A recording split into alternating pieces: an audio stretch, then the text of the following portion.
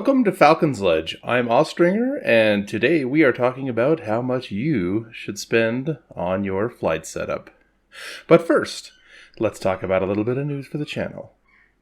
I've recently moved into a new house, so that's the reason that there's been a little bit of a hiatus for videos, and I've done my best to keep up with comments and things like that. But we're mostly moved in now. I still have a whole bunch of boxes in my studio here, but we're going to get it all into place and we'll be able to return to normal fairly soon. I have two major reviews coming. One of the VKB Gunfighter with the Kosmosima grip, and also one for Fox mounts. And I'm looking forward to getting those out as well. We're also going to be talking very soon about the new collectives that have been released by Furple and Winwing. On some quick falconry news, I had two nests for peregrines. Unfortunately, both of them failed this year, so if I'm not successful in taking a passage bird, then we'll probably have to have a different solution for this year. Maybe a Sharpshinned Hawk, maybe a Cooper's Hawk. Sharpshins and Coopers are a lot of fun. They're accipiters, so they're really fast, lots of acceleration, really close-in flights, and some real excitement like the video you're seeing now. Link is in the description below. And this is exactly the kind of hunting that I would be doing with that Sharpie or Coopers, and that is car hawking, which gets you nice right in there close to the action, and even on a long slip like this one, you can stay up with the bird and get to see that catch as close as possible. To me, this is probably one of the most exciting forms of falconry. Either way, you guys are going to get to see some hunting videos on that this year. And with all that out of the way, today we're going to talk about how much you should spend on a flight stick setup. This includes single sticks, HOTAS, and HOSAS. This can be a difficult subject because there's a lot of variables to get into that determine which setup is right for you, from financial limitations to the amount of time you actually spend using your flight stick. And all that comes together in the end to determine how much money you should spend to make your investment worth your while. I've had to simplify it for this video, but in my mind, there are two major factors involved with what flight sim hardware you should buy, and based upon these two major factors, I hope to help you find out exactly how much you should pay for your setup. For reference, today we're only talking about the main stick. First and foremost, we have your budget. Everyone has a different sized budget, so obviously, if you have a very small budget, and that's what's going to limit your capabilities to purchase your equipment. I'm never going to recommend that anyone overstress their budget when buying flight sim hardware. After all, this is just a hobby. The second major factor would be your level of interest in the genre. If you're just a casual flight simmer, or even a casual gamer that only plays rarely, and isn't too serious, spending a lot of money on a setup may not be recommended. If flight simming is only a portion of your game time and you mainly play other games, or something like that, perhaps a best bang for your buck stick would be recommended. If you're big into cockpit building and you're looking for replicas of specific sticks, well, in that case, just go for the replica of your choice. They're probably going to be on the higher end of cost, and there's probably not a huge variety to choose from. Though with aircraft like the A-10, F-16, and F-18, including the Tomcat as well, there are multiple choices on these sticks. If flight simming is your main hobby, and you spend a lot of time doing it, you may want to look at the extremely high-end sticks, with better longevity, better sensitivity, accuracy, and customizability. This will definitely suit your needs. There are a few different pieces of advice that I see being thrown around out there on different forums and groups. Some advice is good, some not so good. One piece of advice I see is comments like, just go buy a T-Flight and move up from there. So, for those of you who may not know what a T-Flight is, it's a HOTAS from Thrustmaster. It's most definitely considered a low-end stick.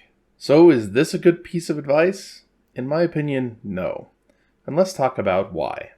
Firstly, I think you should try to get the best value for your money. If you're on a very limited budget, a T-Flight might just be the right stick for you. Secondly, I do think that there are sticks out there that would satisfy the majority of customers, but the T-Flight is not it. The T-Flight is going to be satisfactory to a very narrow audience that is specifically looking for sticks that are extremely cheap. People who maybe don't spend a lot of time flying or have an extremely limited budget. And I've found that when it comes to flight simmers, that is not the majority. If you want to talk about a flight stick setup that definitely could satisfy the majority of customers, well, the Gladiator NXT and the future VKB Tex comes to mind. The Tex is going to be released in a few months from now. Or if you are doing Space Sim, 2 GNXs would be fantastic, and I believe would satisfy 90% of its users. These are solid mid-range sticks that have all the features that people generally look for. The X56 might be one of those sticks that would satisfy a lot of people, though it's not my personal choice. The Thrustmaster Warthog or the Windwing Orion could be some of these solutions that sit in the upper mid-range for those flight sim folks who enjoy replicas. The point is, if you're on a limited budget, the T-Flight is fine. But if you're not on an extremely limited budget, don't waste your money on low-end equipment. You're not going to be completely satisfied with those. The equipment that's going to satisfy the majority of pilots is in the mid-range of sticks. Another comment that I see as a recommendation is a fairly interesting one. I often see people asking for recommendations on what stick to buy, and I see responses like this one. Oh, I've been using insert really old stick tech here for insert really long time here, and it's great. You should buy this stick. Okay, so you just recommended to someone who is just getting into the hobby to buy a stick that's 15 years old, completely outdated, and furthermore, completely destroyed by its competition. But because you still use it after so many years, it's the one you recommend? I think we're missing context here. So that's great that you got 15 years out of your X52 or CH Products combat stick. It really is. I've used both of these products, and they do have some longevity if you get them from the right manufacturer in the case of the X52, or if your CH Products stick doesn't get destroyed in a move like mine. But I don't recommend them to new pilots, and you might be wondering why.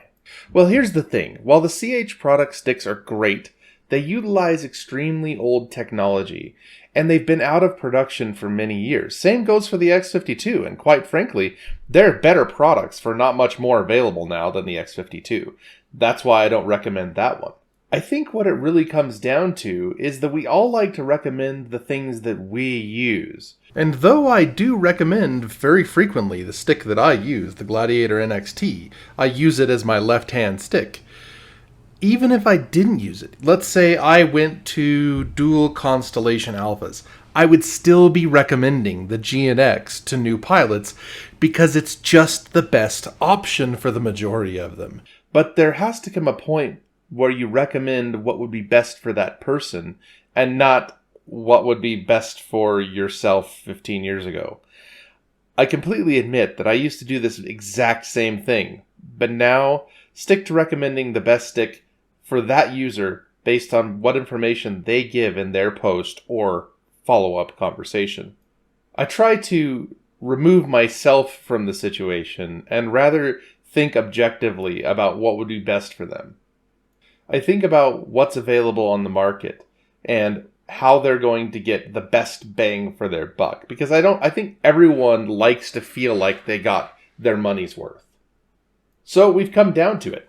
How much should you spend on your flight setup? Well, I'll give you some examples. These are not the only solutions, but they are good ones. Number 1. The newcomer to Space Sims has a decent budget, wants a bang for the buck solution. Well, we've talked about it before. My recommendation is dual Gladiator NXTs. Why dual and not something with a throttle? Well, that's simple. This user only plays Space Sims and is a newcomer to Space Sims, so dual sticks are going to be best for them. We'll have another video discussing exactly why. But in addition, if the user does get into flight sims, they can always add a throttle. Number 2 is a long-time space simmer with a large budget asking which solution is best. In this case, my recommendation is for this person to be HOSAS Virtual Constellation Alphas or dual VKB Gunfighters with Kosmosima grips, or if they really want to, the MCG Ultimates if they have very large hands. Number 3 is a new flight simmer that has a medium budget. My recommendation for this person today would be Thrustmaster TWCS Throttle and VKB Gladiator NXT. In the future, that'll be the VKB Tex, I hope anyway. As soon as I do a review on that, I'll have a complete opinion on it. But based on the information that we have now and the pricing information that they've released, it should put these right into the mid-range of stick. Number 4 would be a long-time flight simmer with a large budget asking for which solution is best. Kind of the same thing as the long-time space simmer, but with someone who is more into flight sims. My recommendation on this would be the Winwing Taurus and Super Libra, or Virpil Mongoose T50 HOTAS. Another one that you might consider in this one would be the Winwing Orion, if your budget is a little bit lower, but as I understand it, the Super Libra is a better stick than the Orion stick. It has dry clutches, among other things. And finally, and you might get a kick out of this one, a person who has spent over $1,000 on Star Citizen ships. For the love of everything holy, don't skip out on your flight setup if you're dropping this kind of money on pixel ships, guys. I assure you, your flight sim hardware has a bigger effect on your experience than what's in your hangar. And even better, the flight sim hardware you buy go with you to the next game when you're done playing Star Citizen. They're definitely worth it. For all you concierge folks, I still think that Gladiator NXTs are going to satisfy the majority of people. If you want longer longevity, more customizability, and hardware that is of higher quality, then go with something like the Gunfighter, go with something like the VKB bases. These are the ones that are going to be best for you then. I know some people have probably noticed I'm not recommending Winwing generally for space sims, but that's because they don't have any left-hand options. As soon as they add some left-hand options, I'd be happy to start bringing them into the whole space sim fold.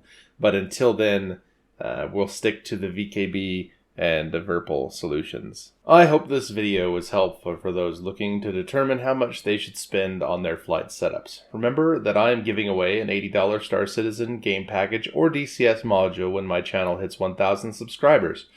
All you have to do to enter is to be subscribed and comment on my videos from the beginning of 2021 after the 500 subscriber release. And a random video will be selected, and then a random comment from that video will win the prize. On a side note, for the giveaway, your subscriptions have to be public, otherwise I can't verify that you're subscribed. I have a couple of great hardware reviews coming, the VKB Gunfighter, which I've completed testing along with the Fox mounts, so stay tuned for reviews coming in the next few weeks. Thanks for watching the video, and you have a great day.